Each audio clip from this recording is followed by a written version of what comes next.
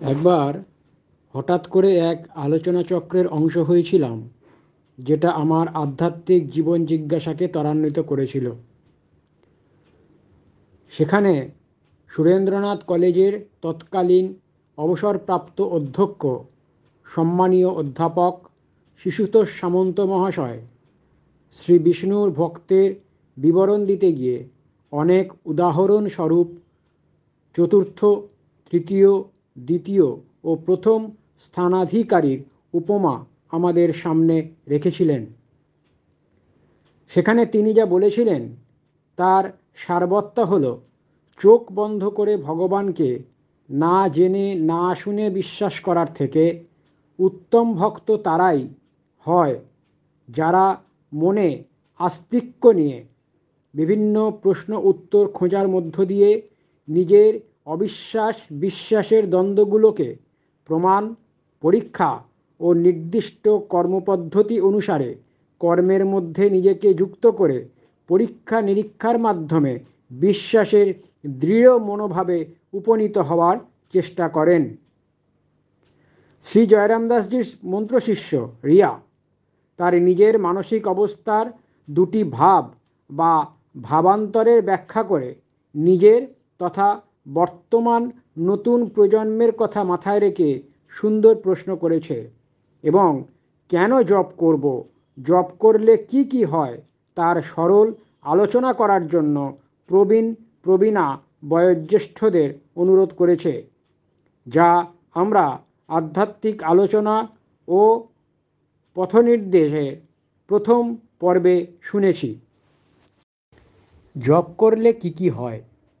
এই প্রশ্ন বিভিন্ন জপকারীর কাছে ভিন্ন ভিন্ন কারণ নির্দেশিত করে, যা আপেক্ষিক মানসিক অবস্থার উন্নতির উপরে নির্ভর করে।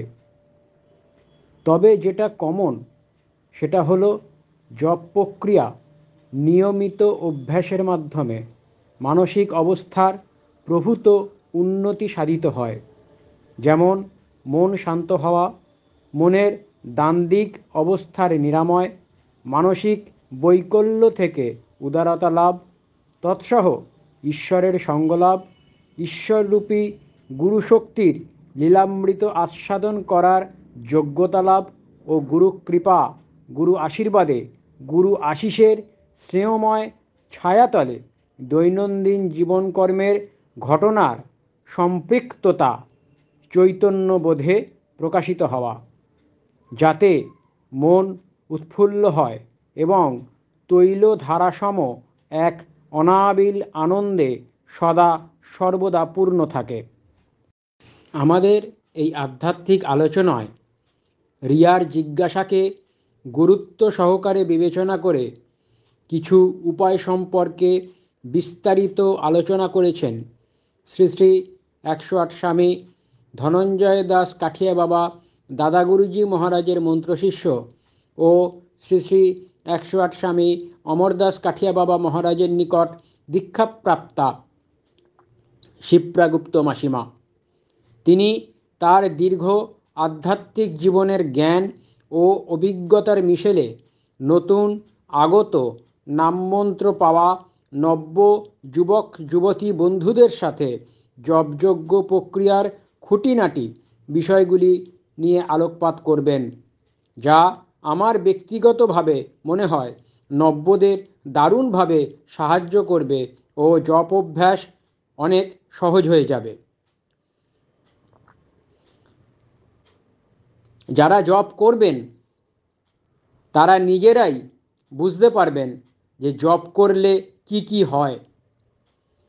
যেহেতু জপ প্রক্রিয়া যদি ঠিকঠাকভাবে সম্পন্ন করা যায়, ঠিকঠাকভাবে প্রক্রিয়াগতভাবে তাকে সমাধান করা যায় এবং সেই প্রক্রিয়ার মধ্যে নিজেকে সম্পৃক্ত রাখা যায়, তাহলে জপ কি এবং কেন, জপ করলে কি কি হয় সেগুলো আপনা থেকেই প্রকাশিত হয়।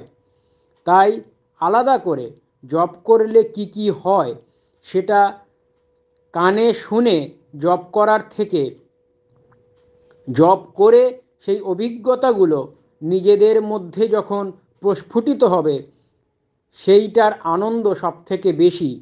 তাই শিপ্রাগুপ্ত মাসিমা জপ প্রক্রিয়া কীভাবে করতে হয়, কেমনভাবে জপের মধ্যে নিবিষ্ট হতে হয়, সেই সময় কীরকমভাবে দৃষ্টি রাখতে হয়, মানসিক অবস্থার কী পরিবর্তন আনতে হয়, কিভাবে উন্নত মানসিক ধারাকে অনুসরণ করতে হয়, সেগুলো নিয়েই আলোচনা করছেন।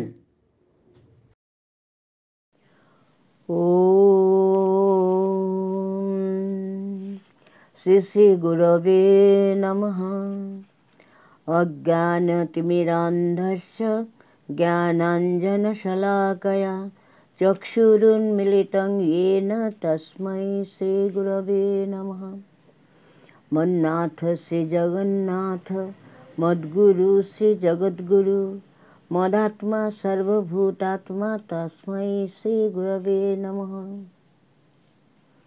শ্রী শ্রী নিম্বার্ক গুরু পরম্পরা গুরুগণ ও নিজ গুরুদেব এবং শ্রী শ্রী রাধা বিহারীজির শ্রীচরণে আভূমি প্রণিপাত জানিয়ে প্রার্থনা করছি যৎসামান্য কিছু বলার সামর্থ্য প্রদান করার জন্য।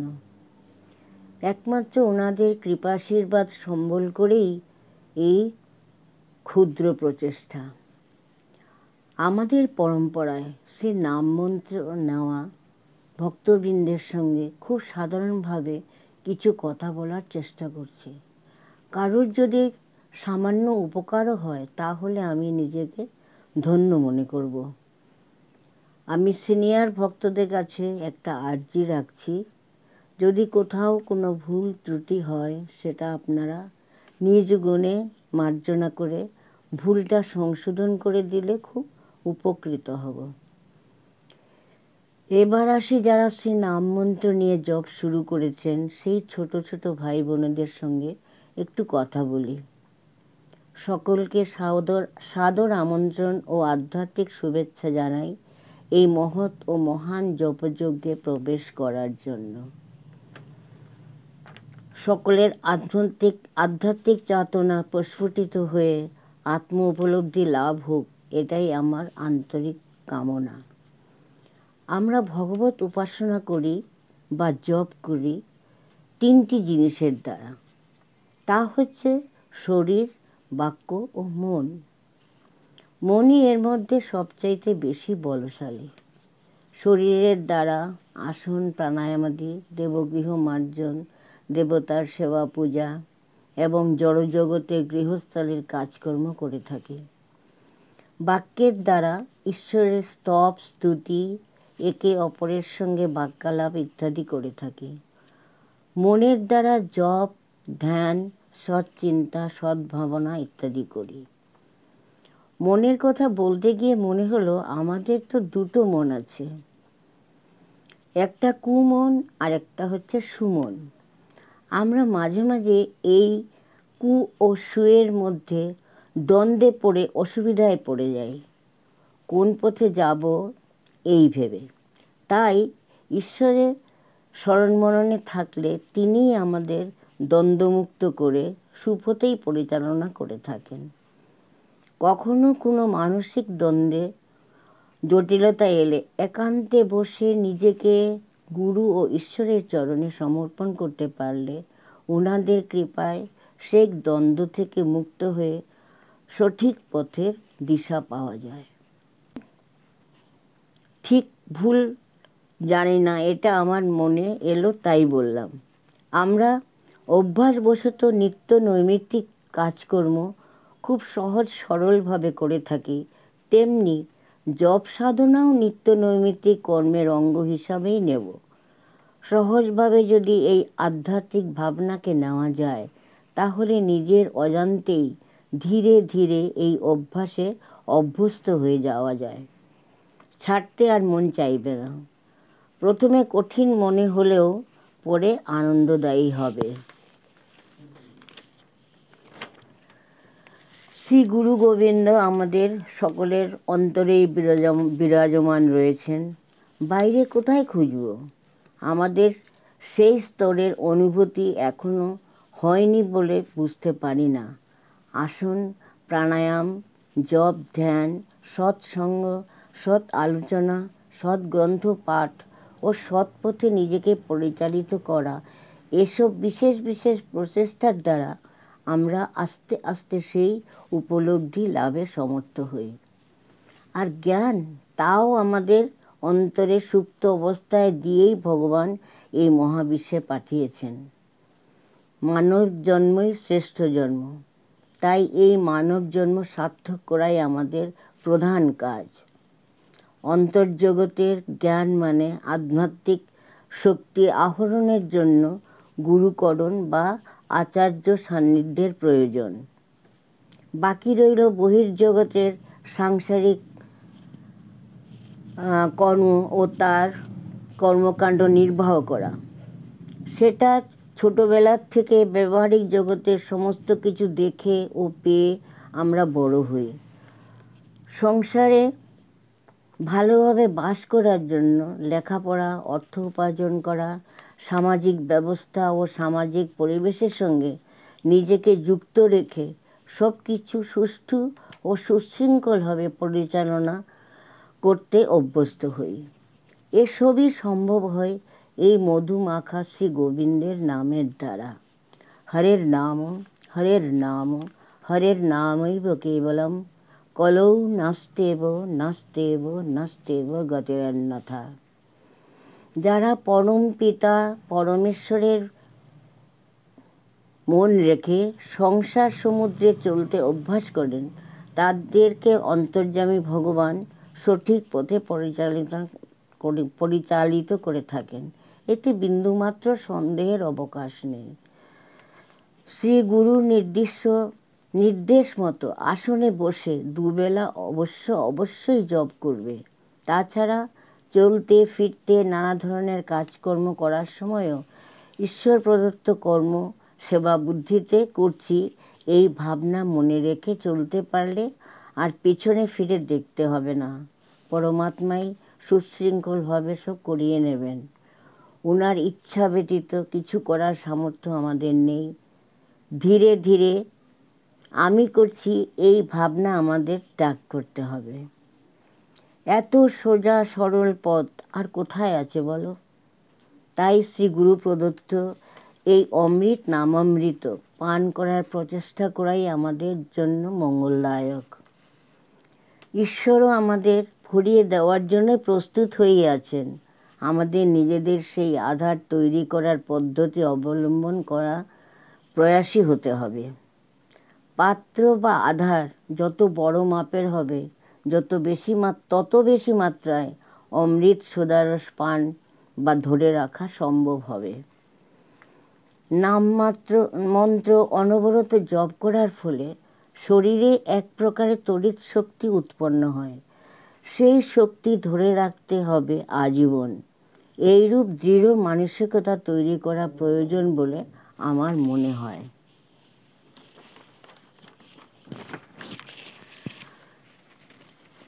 এবার আসি কি পদ্ধতির মাধ্যমে আমরা নাম জপ অভ্যাস করার চেষ্টা করব। এবার আসি কি পদ্ধতির মাধ্যমে নাম মন্ত্র জপ করার অভ্যাস ও মানসিক ও শারীরিক প্রস্তুতি নেব।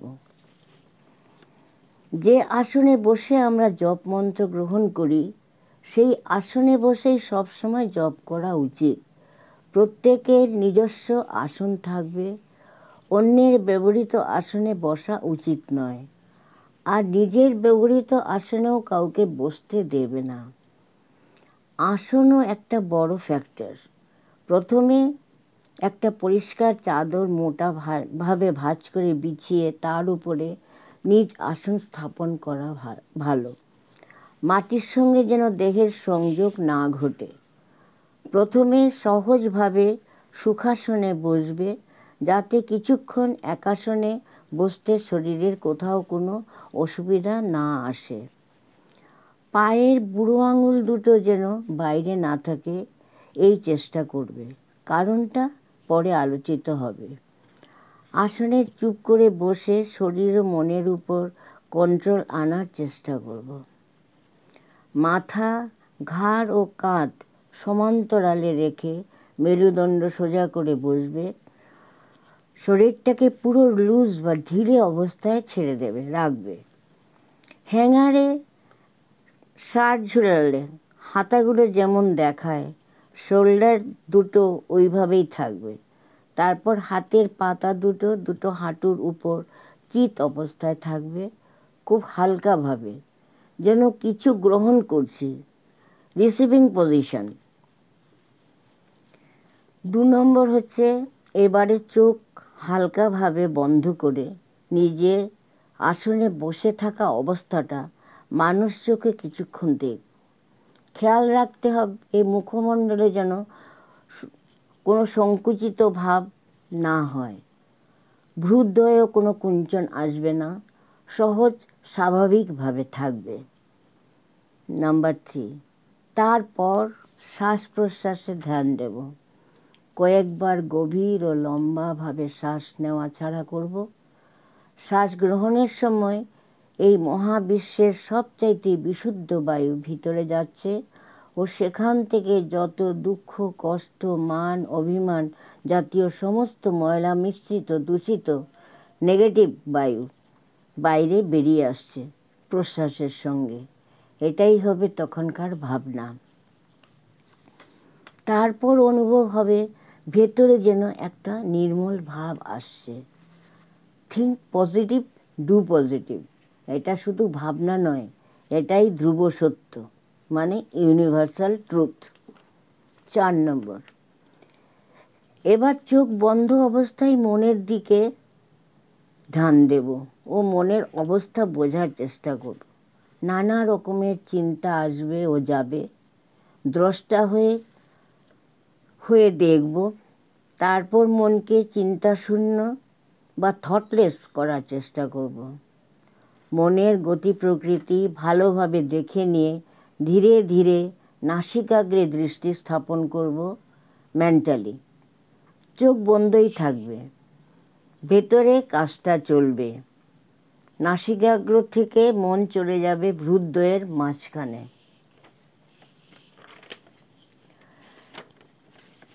সেখান থেকে চালিত হয়ে দৃষ্টি নিয়ে যাব মাথার ঠিক মাঝখানে, যেখানে উজ্জ্বল জ্যোতির্মণ্ডলের সহস্রদল পদ্মের উপর। সেই পদ্মের রং হবে সাদা। নিজ নিজ শ্রী গুরুদেব স্মিত হাস্য ও বরাভয় মুদ্রায় দণ্ডায়মান রয়েছেন। নিজের মুখের দিক যেদিকে রয়েছে, গুরুদেবের মুখমণ্ডলও সেদিকেই রয়েছে। সেই স্থানে প্রসন্ন চিত্তে গুরুর স্বরূপ চিন্তা করে প্রণাম ও প্রার্থনা জানাবো জপ করার শক্তি প্রদান করার জন্য। শ্রী শ্রী চরণে নিজেকে পুরোপুরি উৎসর্গ বা সারেন্ডার করে দেব। হে গুরুদেব, পথ দেখাও। এটাই হলো গুরুর ধ্যান। এর সঙ্গে নিজ নিজ ইচ্ছা অনুযায়ী কিছু যোগ করা চলে। নাম্বার 5, তারপর মনকে নিয়ে আসবে 2 ভুরুর মধ্যে নিজ ইষ্টের শ্রী যুগল মূর্তি বিরাজমান রয়েছেন। ডান ভুরুর দিকে শ্রী শ্রী রাধারানী ও বাম ভুরুর দিকে শ্রী শ্রী ঠাকুরজি উজ্জ্বল দিব্য সোনালী আভায় পরিবেষ্টিত হয়ে প্রসন্ন বদনে তোমায় দেখছেন। প্রাণ ভরে শ্রীরূপ দর্শন, প্রণাম ও সমর্পণ করবে নিজেকে। হে ঠাকুরজি, আমি তোমার দাস বা দাসী, তোমার সন্তান। সদা সর্বদা শ্রীচরণে ঠাঁই দিয়ে রেখো। এটাই ঠাকুরজির ধ্যান, আর ধ্যানের প্রয়োজন নেই। নাম্বার 6, এবার শ্রী গুরু প্রদত্ত নাম মন্ত্র ভ্রু মধ্যেই জপ শুরু করব। হাতের কর বা মালায় একের পর এক মন্ত্র স্পষ্ট উচ্চারণ করে মনে মনে জপ করব। উচ্চারিত মন্ত্রের ধ্বনি কানে শুনব ও ভুরুর মাঝখানে সেই মন্ত্র মানস চোখে দেখব, যেখানেই শ্রী ঠাকুরজির শ্রীচরণ রয়েছে। ক্যাপশনে মতো চোখের সামনে আসবে সেই মন্ত্র। কানে শোনা ও মানসিকভাবে মন্ত্রের শব্দ দেখা, এই 2টি কাজের ফলে মন অন্যদিকে ধাবিত হতে পারে না। তবে একটা কথা বারবার বলছি, আজ করলে কালই কিছু বুঝতে বা জানতে পারা যাবে তা নয়। মনের শ্রদ্ধা ও বিশ্বাস নিয়ে এইভাবে অভ্যাস করলে শীঘ্রই জপে মন বসবে এবং জপের আনন্দ লাভ করা সম্ভব হবে। এই যে কথাগুলো আলোচনা করা হলো তা বারবার শুনে মনের মধ্যে বসিয়ে নিলে সকলেরই উপকার হবে বলে আমার দৃঢ় বিশ্বাস। শুরুতে 108 বারই চলুক, জোর করে বাড়াবার চেষ্টা করতে নেই। গুরুদেব ঠাকুরজি শ্রী নাম মন্ত্র ও নিজের মনের সঙ্গে একাত্মতা তৈরি করে জপাভ্যাস করলে কিছুদিন পর নিজেরই ইচ্ছা হবে আরও একটু জপ বাড়াই। এইভাবে জপের সংখ্যা ক্রমাগত বাড়বে। জপের শক্তি ভাষায় ব্যক্ত করা খুব কঠিন। নামেই ঈশ্বর বিরাজ করেন। জপে অমোঘ শক্তি সৎ পথে এগিয়ে চলার সামর্থ্য প্রদান করে।